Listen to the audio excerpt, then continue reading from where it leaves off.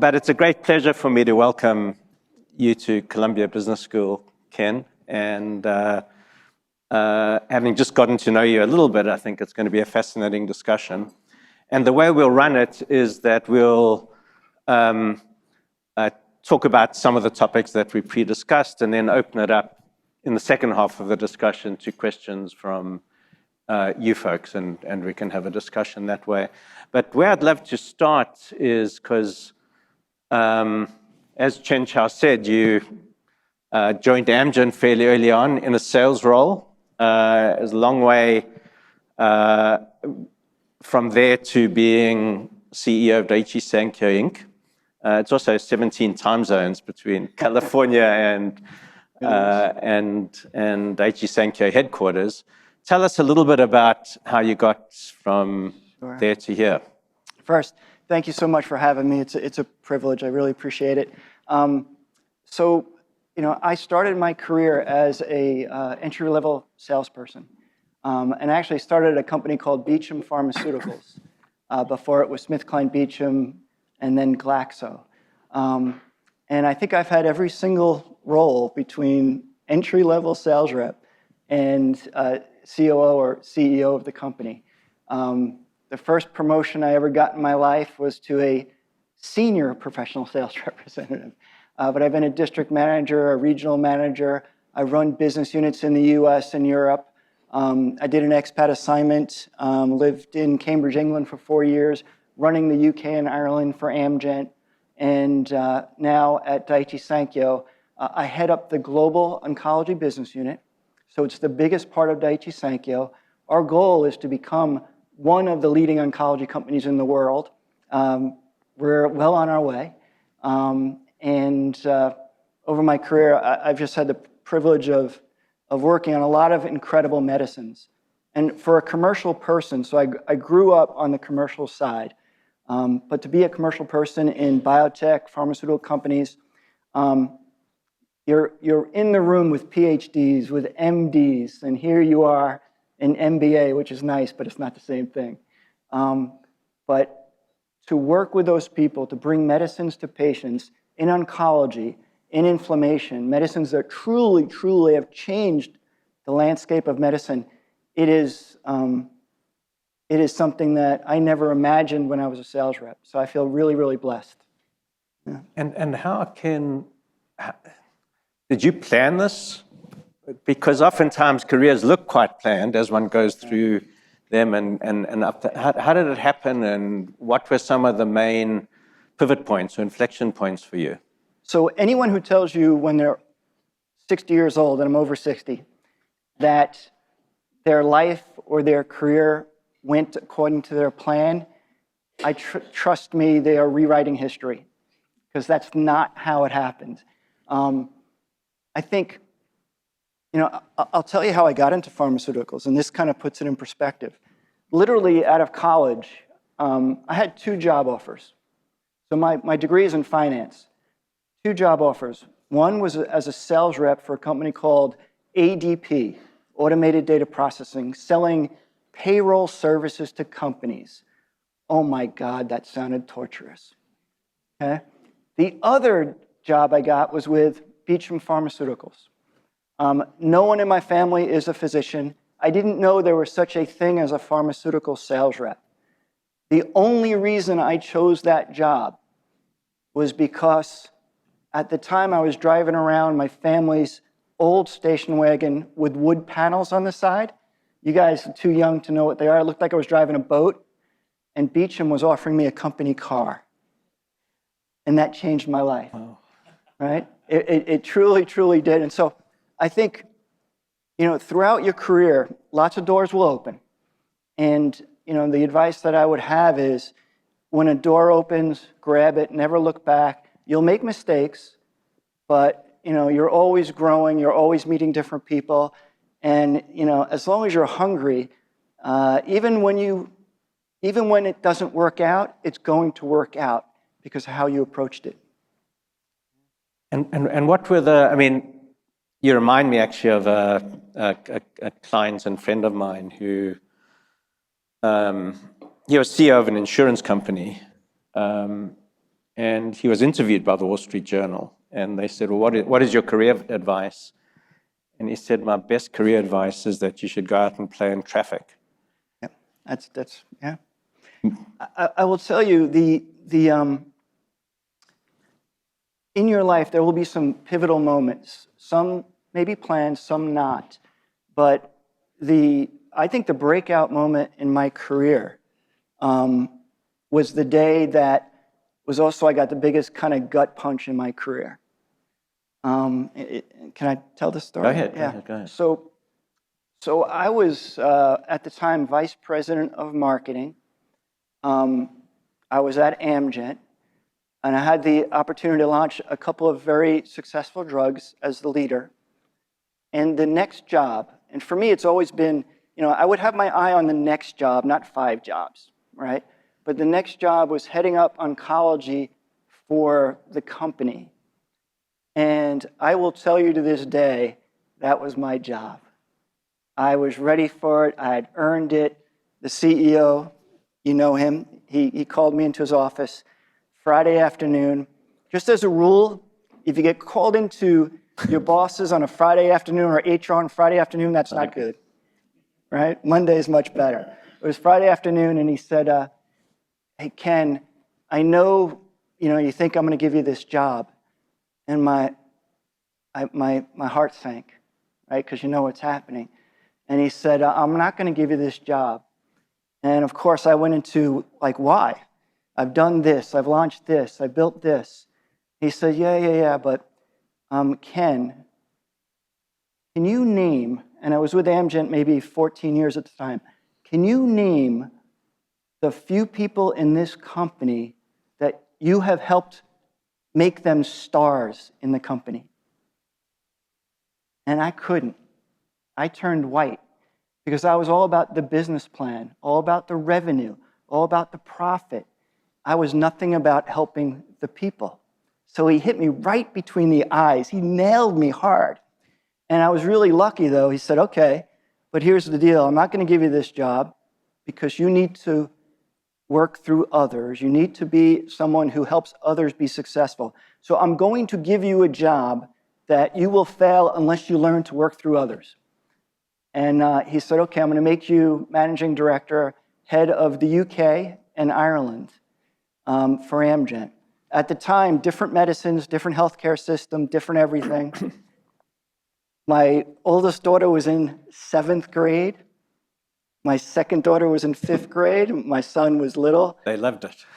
Let me tell you, and he said, you can tell me on Monday.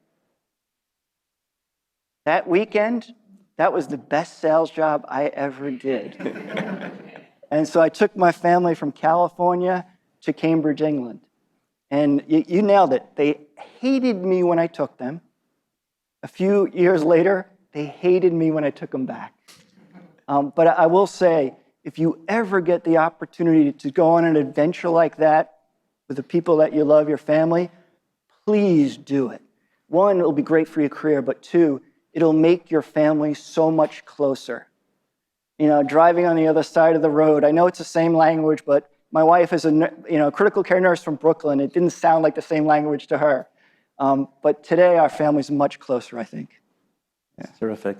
I'm going to pick up one more question on this topic before we move on, around the topic of mentorship, but the other way around, so mentors that you've had over time. And I'd love to hear a little bit about mentors that you've had over time and people that have influenced you and how you sort them out. Yeah, great question. I think, the first mentor was the CEO at Amgen, and I don't know if you asked, his name was Kevin Schur, I don't know if you asked Kevin, hey, Ken Keller, he was someone that you mentored. I'm not so sure he would say he mentored me, but he was someone that I really admired. And when you find people that you work with, it doesn't matter if they're peers or someone above you, study them. Don't stalk them. But if you find people that work with honor, work with integrity, that do the things that you really kind of aspire to do, study them. And so I think I've studied Kevin more than he maybe mentored me, but he gave me that opportunity. right? He told me, you're not getting this job and here's why. So few times do leaders actually take the time and effort to say, no, and here's why, but I'm going to give you a shot over here. When you find yourself in a position to do that for someone, please, please do it, because it just doesn't happen that much. That's tough love, and it's a great gift, isn't it? It really is. I mean, and it's something that I've learned over time, because I think, well, I know for a fact, even today, I find it hard to give people tough feedback, to hit people between the eyes. It's just not, it's hard for me, but because I know that I've gotten better and better and better over time. And it is true, as you become leaders in different organizations, never miss a coachable moment. When you see an opportunity in the moment to help someone, to give them feedback, when they walk off stage, to tell them, how they did, good or bad, you're helping them far more than if it's a mid-year review or an end-of-year review. I mean, because I actually find it to be, it is the leader's fault if you're giving someone end-of-year feedback and you surprise them. Shame on you as a leader. That should never, ever be the case, but it happens a lot. I want to switch to culture, because you must have a unique vantage point. Amgen is arguably the most successful independent biotech company, but it's a very American organization, and of course Daiichi Sankyo isn't. Tell us about the cultural differences between the two firms. Yeah. So picture this. On this side, you've got Amgen, on this side, Daiichi Sankyo. So Amgen, biotechnology company, one of the first and most successful, even till today. Southern California. You walk in there with flip-flops and jeans and a t-shirt, I kid you not. It was an organization where the idea of aspiring high and aiming high is just part of what that organization is. We wanted to change the world. And so a lot of things are different, but here's what's the same. Leaders develop followers, right? Leaders kind of, are people that can bring everyone together, and in pharmaceuticals, biotech, it is the ultimate team sport. I mean, to bring a drug to market, it starts with early research, it goes to development. We make antibody drug conjugates, incredibly technically hard drugs to make, right? You've got the antibody and linker, you got the payload. So CMC and manufacturing decisions are years before you know the data's there. And then, of course, regulatory safety. So, leaders have to bring everyone together. And that's true at Amgen or Daiichi Sankyo. And I think the other thing that's absolutely true is your credibility is your currency as a leader. And credibility comes with saying what you're going to do and delivering it and doing it, acting on it over time. And with credibility and with caring for other people, if you have that team sport mentality, you can move any organization. That's a great description, both of the differences and some of the sameness or the universality of leadership. How is your leadership style different in the one environment versus the other? Yeah, I think the person who I am is the exact same person. You have to flex to different situations. I think that, for me, I always want to be intentional about the imprint I want to make on the organization and the personal brand that I want to create. And I do think that is something that you should think about is, what do you want your personal brand to be in this situation? What impact do you want to have? If you're intentional about it, you can flex to any situation. But I have a couple of principles that I work on, right? And I just call them my non-negotiables. I tell these 4 or 5 to every single team that I take over or I run or I work with, and I ask people to hold me accountable for it. I mean, for me, it's, number one is, whoever is closest to the customer, and the customer doesn't have to be commercial, whoever is closest to the issue, the problem, the opportunity, they have to have the largest and loudest voice. It is so easy, as you know, as you take on different roles, you get further and further away from being able to put your finger on the pulse, right? And if you have, if you go up and then you surround yourself with the same kind of people, you're going to lose perspective of what really matters. So to me, always, always, always give the people closest to the customer the loudest voice. And I think the second thing I always do is I tell people it's an open book test. Leadership is an open book test. And to me, the best leaders are the ones that are incredibly visually descriptive, granular detail of here's what good looks like, here's what exceptional looks like. So many people go through their jobs and they don't know what their boss wants. That's the boss's fault, right? Because people want to do well. I've never met a person who didn't want to do well. So if you tell them this is good, this is great, it's amazing what people will do. I think another one I have is, and this is a Daiichi Sankyo story, which is we've got to be incredibly no spin zone, zero spin zone. So we would do quarterly business reviews, and you would have all these people come up and you talk about revenue or profit, blah, blah, blah. And the business was going like this. It was okay, but we weren't crushing it.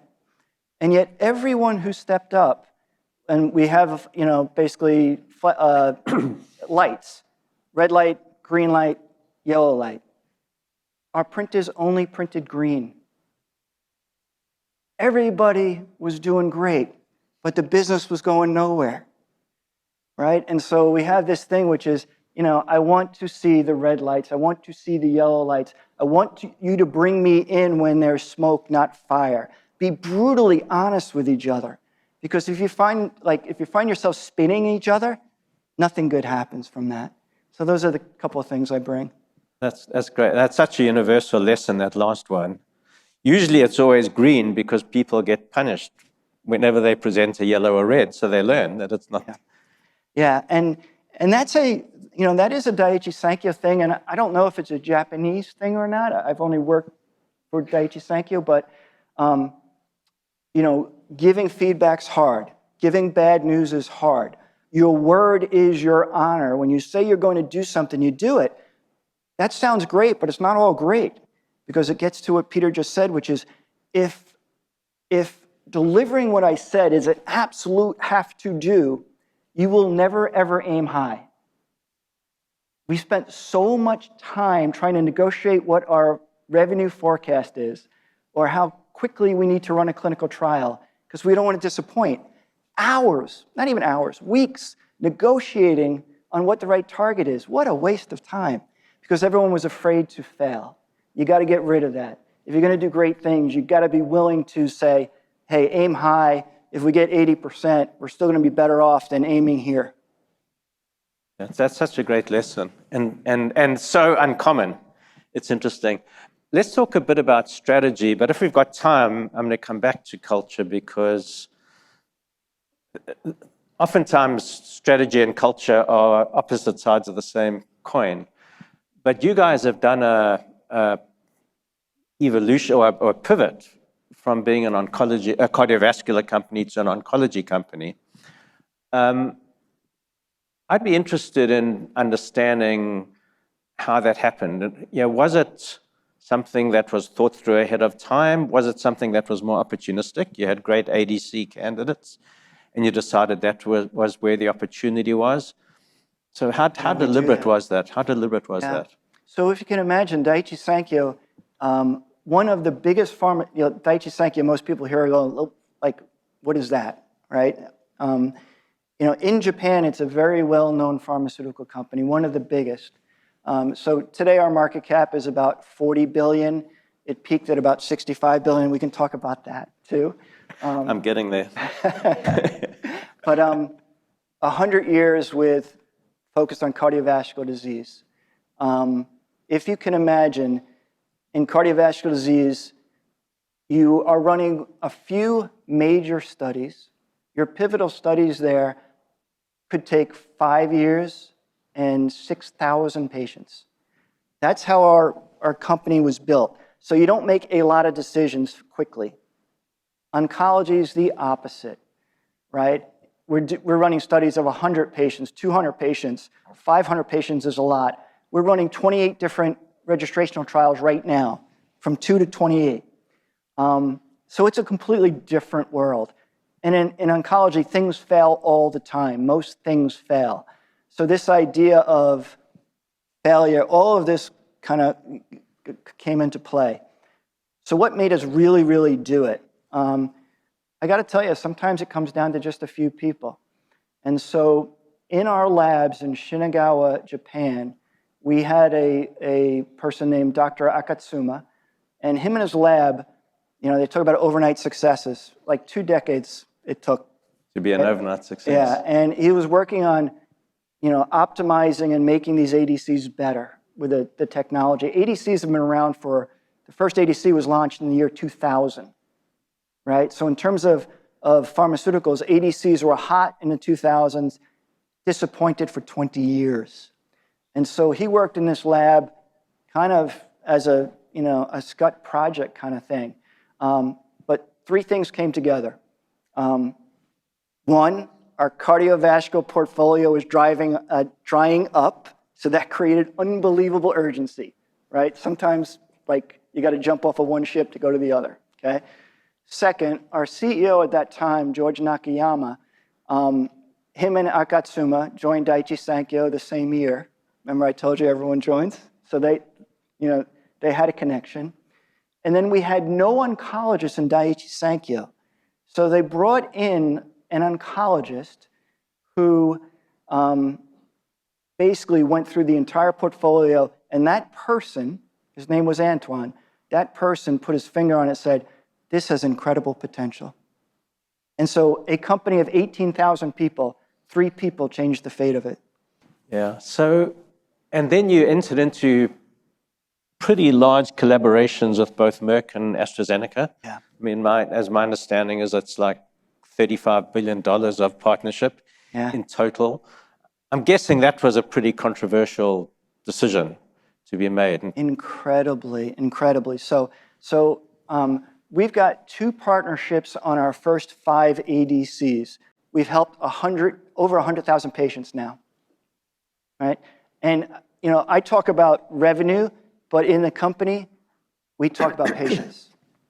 It's always about the number of patients we put on it. And then the second partnership is with Merck, and that's within our ADCs 3, 4, and 5. And I'll tell you, why it happened. First of all, these were our babies. Nobody wanted to partner them. They were ours. We don't want to give them up, right?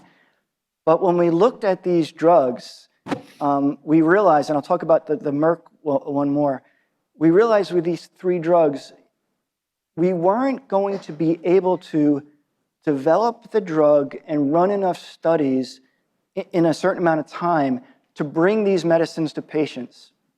And we think these medicines can literally help patients with lung cancer and ovarian cancer live longer, better lives. So, it really matters. But we debated it. Our CEO finally brought us into a room and he said, okay, show me the clinical development plan, Ken, the perfect one, the ideal one. And we gave him this plan, tons of studies, going from late line to second line to early stage, cancer. And then he said, okay, then he turned to the development person and he said, can you run 80% of these studies? And we looked at each other and there was no possible way. No possible way. And so the decision was, who should we partner with that can help us develop these medicines, bring them to patients as fast as possible? It wasn't like revenue was peripheral. It wasn't even the amount of money that we got from Merck, right? Merck was the most successful oncology company in the world. So we also said, okay, they can really help us develop these drugs, get it to all these patients as fast as possible. And we want to be like Merck. And so we are going to learn from Merck, right? And that's kind of how we form these partnerships. I will say it was emotional because it's still your baby. And you're not giving it up for adoption because it's a partnership, but you're co-parenting. That's hard. Co-parenting's hard, right? But I think it's really working out. You worry about you focus on the size of the pie as opposed to your slice of the pie. Another observation in the small world stuff is that the guy who led Merck R&D and did an incredible job around the development of Keytruda is, of course, Roger Perlmutter, who was your colleague at Amgen for many, many years. Yeah, it is. I mean, and I will say, wherever you go, whatever industry you join, it is interconnected. In pharmaceuticals, biotech, I mean, it is 3 degrees of like Kevin Bacon kind of thing. Everybody knows somebody. And I think that, like treating people well and being the person that people look at and say, that guy or girl, they lift others up. They really create the atmosphere that is healthy and collegial. You may never get, never keep a scorecard, right? Be good, and it will come back in a positive way. It really will. That's great. 2 more topics I want to get to, but I'm mindful of time, and so just 2 more, and we'll open that up to questions. One is coming back to the financial side of things. So, your financial performance in terms of revenue and revenue growth, as you said, has been pretty incredible. Your margins have expanded somewhat, and your share price did amazingly through about 2023 because there was multiple expansion as well.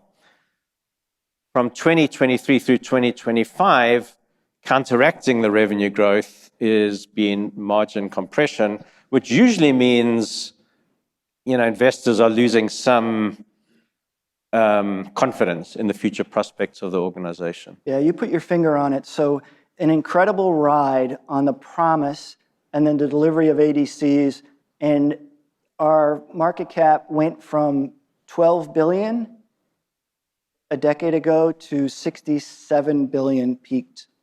I remember those things. and now it's down to about 42. And so we've got this massive compression. And Peter, you're 100% right, which is we had a setback with our 3rd ADC. It was a HER3 ADC. The first indication was going to be in non-small cell lung cancer, and we actually withdrew the application. In pharmaceuticals, typically you can get approved for accelerated approval, and then you need a follow-on study, a confirmatory study. The confirmatory study didn't read out as we hoped, so we withdrew the application. That put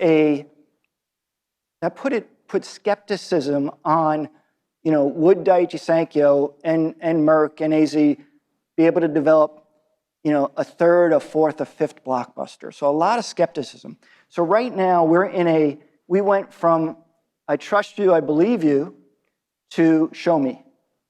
And I think that happens. It happens, Amgen went up and down, and it happens.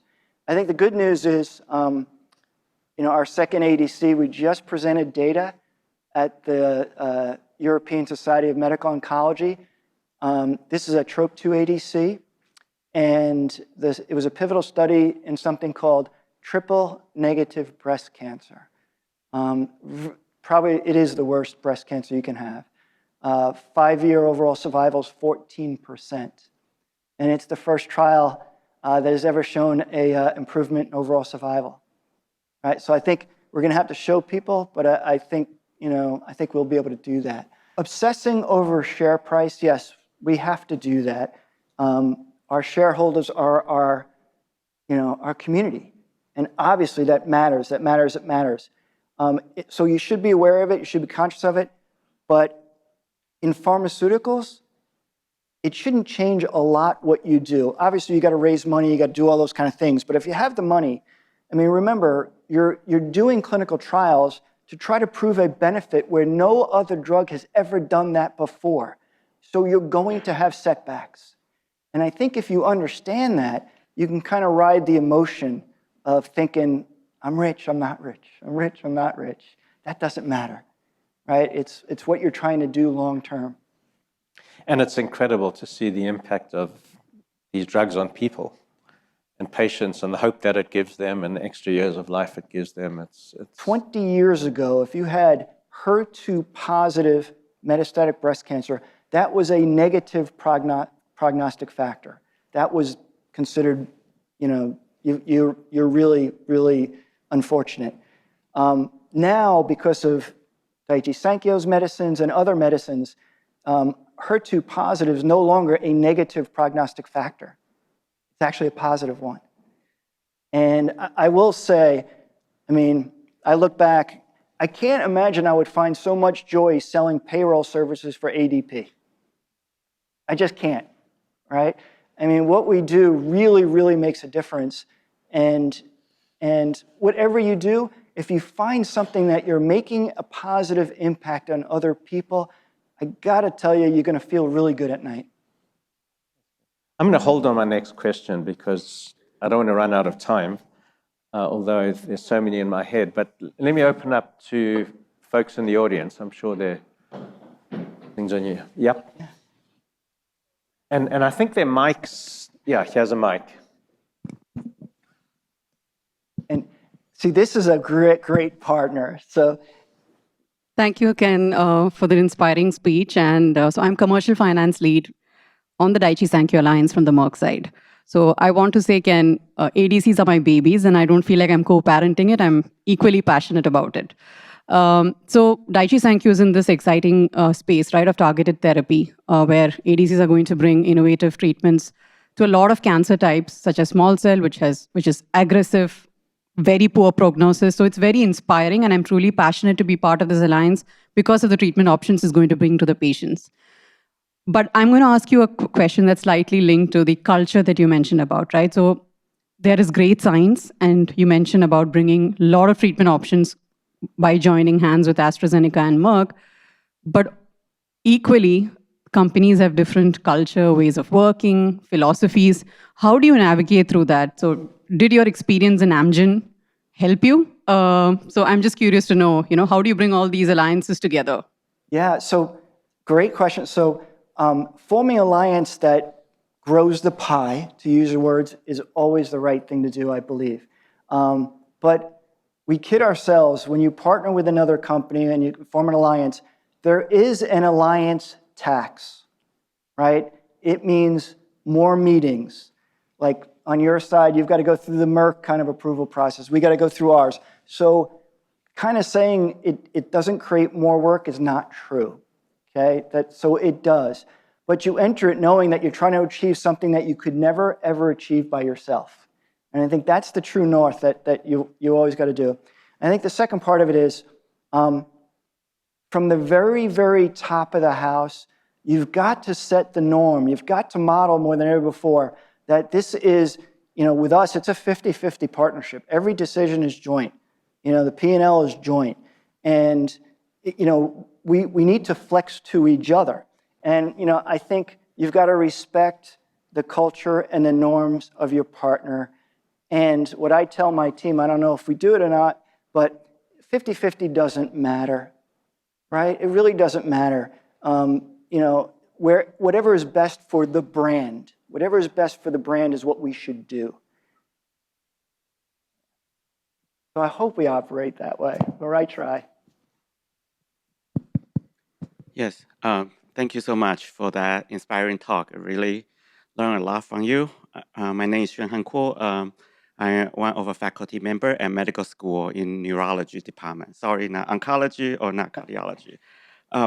One of the things that you touch upon is very interesting about how do you set a goal that's aspirational and inspire people to do, but in a way, that you also allow them to fail and not achieve the goal. How do you keep the balance in terms of accountability and also inspiration?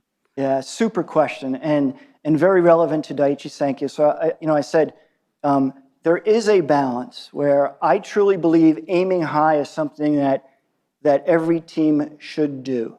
And the way you operationalize that is, number one, you've got to create psychological safety in the team. It should be applauded when someone says, oh man, I screwed up. Or it'd be better if, Ken, I smell some smoke here. This could be getting bad before burning. So, really, and we're trying to do this at Daiichi Sankyo, which is take mistakes and have your leaders talk about mistakes and what they learn from it in open forums. That may seem pretty tactical, but I think when your CEO gets up like ours does and says, there's a famous story about Daiichi Sankyo buying a generic company called Ranbaxy. A complete disaster, right? Well, our CEO today made that decision. And he talks about the mistakes he made. And so people need to talk about it and do that. But second, you've got to get down to how you actually reward people. And if the reward system, and this was true, which is if you're 100% of plan, you get 100% of target. If you're 102% of plan, you get 110% of target, right? If you're 98, you get 50%. Oh my gosh, if you have something like that, you'll never aim high, right? So you've got to put the systems in place so that you're rewarding not just what gets done, and I think this is really important, not just what gets done, but how it gets done. As a leader, there's only a few things you can do as a leader, and this is a little digression, but one of them is you choose what mountain you want to climb, right? Make sure the view is worth the climb. But also, as a leader, you create the atmosphere that people work in, right? What are the behaviors that you really want to support? Teamwork, collaboration, lifting each other up. I've seen many, many people deliver amazing results. And so I think you got to look at it both ways.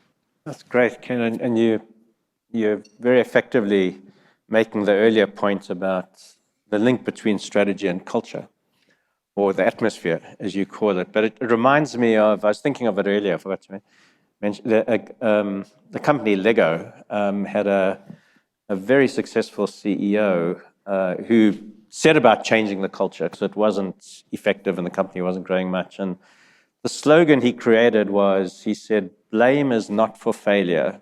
Blame is for failing to help or failing to ask for help. Nice. And I thought of that when you were talking about, you said you want to know when it's smoke and before it's fire. I mean, the best relationships you have with the person that you report to, or the people that if you're lucky enough and privileged that they report to you, you want it to be an open dialogue where, I've been working with one person, Dan, for 10 years now, and, I just did his mid-year review, and we didn't talk about much because we're in that norm where we give each other feedback all the time. Because he knows I've got his back. I'm here to help him be successful. And as a leader, to have a team that you also know feels that way, it makes it fun. And I got to tell you, work has to be fun. It has to be fun. I mean, because you put so much energy into it. So, I tell people, and Shigeno is my assistant. She's in the back room. I tell people all the time, look, my job as a leader, I want to help you be successful in work and play. I want you to be a successful mom, a dad, whatever it might be, and help me do that. And I think COVID changed that in terms of myself and for many people. There was a question up there. And then we'll go to, let's go then to the fellow in the, sorry, I don't know your name, the fellow in the black suit. So go ahead, and then we'll go up there. Ken, thank you so much. Really inspiring talk. I really appreciate it. I'm from Honeywell, so all the pharmaceutical companies are my customers. I'm in business development, so kind of sales. I have two questions. You choose to answer which one. My first question is easy, which is AI. How are you guys dealing with AI, especially in pharmaceuticals and oncology? My second question is more around mentorship. As I'm moving up the leadership in my career, in my life, one of the things that I'm struggling with is that mentorship, in my opinion, goes two ways. I can find a mentor, and then also I should be mentored by somebody who's younger than me, who's coming up, because I feel like the generational gap is getting wider and wider. What is your take on that? Yeah, both great questions. I'll do the first one, I'll answer both. In terms of AI, there's a few things that I'll call just efficiency gains and effectiveness. And so when we look at, when you put a new indication in a regulatory filing, it could be 120,000 pages of everything, right?